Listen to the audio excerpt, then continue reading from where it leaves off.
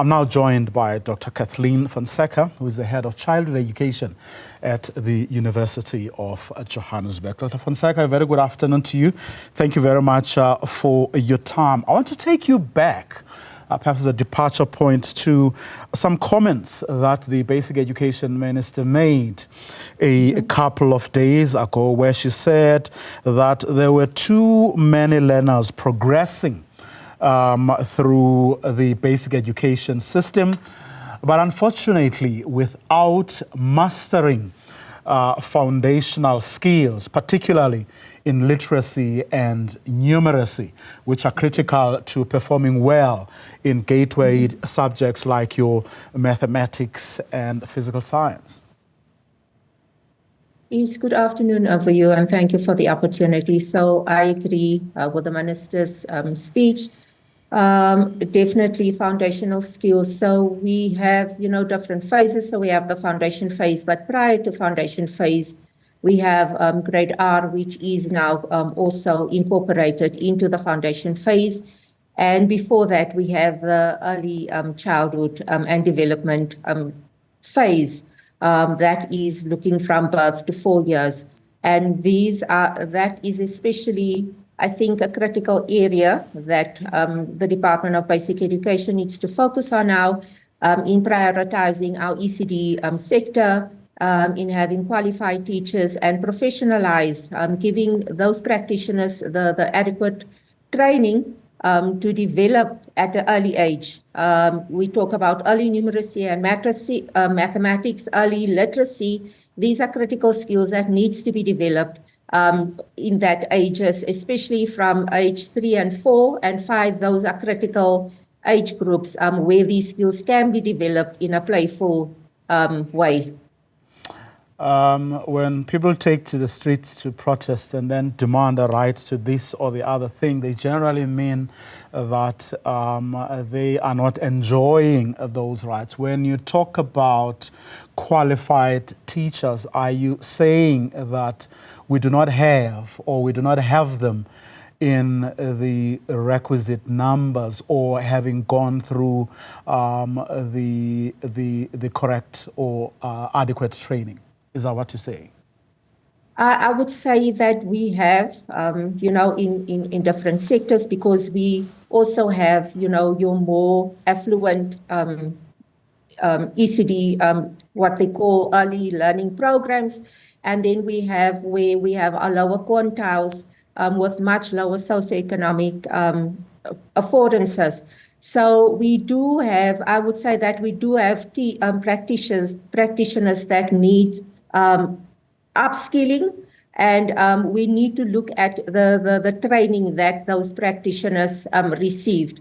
If we look in our townships, there are many of these learning programs as these centers in communities, and we have to look at, I think we need to, as the education department, need to look at, a survey and to determine how well those practitioners are prepared in terms of understanding the importance of, do they have the necessary pedagogy to teach early numeracy and literacy, and that it is not, just like a daycare.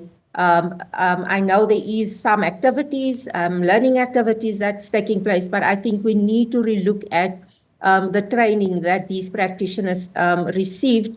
Do they understand the importance of the cognitive and executive function development that they need to put in place, the activities that they need, and the stimulation that these children need to develop these skills at that age. But is this problem of training and upskilling only confined to your grade R's and early childhood, or is the problem that cuts across to your grade R's to 3 in the foundation phase, grade 4s to 6 in the intermediate phases, all the way to 7, 9 in the senior phases? No, definitely. I think there is a need. So I am aware that there are, some developmental workshops that the DBE in the different districts are providing. But I would definitely say there is a need for upskilling in terms of your crucial the scarce skills where students are struggling with, learners are struggling with in terms of mathematics and your sciences, because, things we are living in an ever-evolving world. And so in as much as knowledge is evolving, we are living in an era, I believe, that we cannot, keep up to date with knowledge. It's evolving much faster than what we can keep up with. So as teachers, we need to also adapt, and there is a need for upskilling constantly. Well, the minister did actually promise that they are going to prioritize the professional development of teachers and other practitioners. There's a 2030 goal that there will be universal access to these quality ECD programs by then. Do you see the government actually meeting this deadline, given the pace of things and where things are at the moment?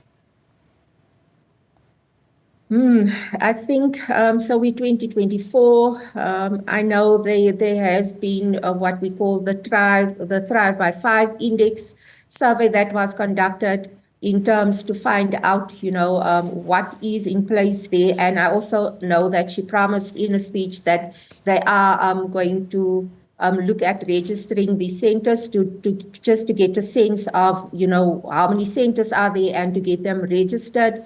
So I think I am hopeful that they might reach this target, and also we taking into account the disparity in terms of that. Even in the ECD, throughout the education system, it's very unequal. We also have in ECD where we have the more affluent ECD centers compared to your lower ones. And I think that is where the challenge is in getting everybody onto the same par, especially your lower quintile, like the quintile 1 and quintile 2 areas.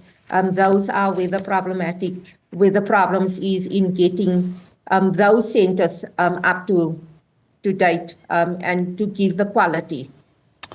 Let's leave it on that hopeful note for today. Dr. Fonseca, thank you very much for your time. She's the head of childhood education at the University of Johannesburg.